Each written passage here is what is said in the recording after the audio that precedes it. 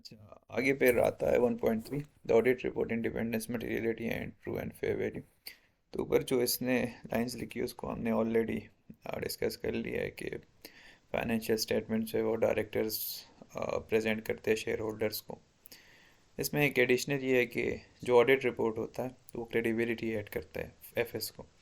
तो इसको आगे जाके हम पढ़ते हैं कि ये क्रेडिबिलिटी किस तरह ऐड करता है। लेकिन यहाँ जो एक चीज़ जो कि डिस्कस की जा सकती है, जो कि जिसको मैं इम्पोर्टेंट कह सकता हूँ, वो ये है कि की फीचर ऑफ ऑडिट रिपोर्ट क्या है। तो की फीचर्स ऑफ ऑडिट रिपोर्ट इसने कहा हुआ है कि auditors producing the report are independent from the directors producing the financial statements. कि जो लोग ऑडिट करेंगे ना, वो इंडिपेंडेंट होंगे डायरेक्टर से, क्योंकि डायरेक्टर्स एफएस बना रहे हैं। तो इंडिपेंडेंट को कैसे डिटरमाइन करेंगे, ये भी आगे चैप्टर में आ रहा है, इसको हम देखते हैं।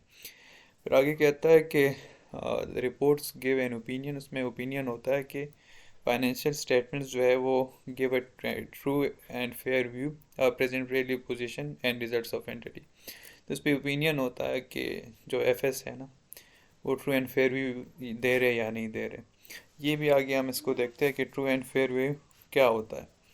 फिर आगे देखते हैं इसको कि the report consider whether the financial statement give truth in all material respects, the concept of materiality is applied in reaching an audit. तो ये ट्रू एंड फेयर व्यू जो एफएस होते हैं वो true and fair value view दे रहे हैं, मतलब कि मटेरियल एस्पेक्ट्स में। तो मटेरियलिटी को भी हम आगे जाके देखते हैं। तो ये जो है आगे आ रही है, इसको हम समझते हैं।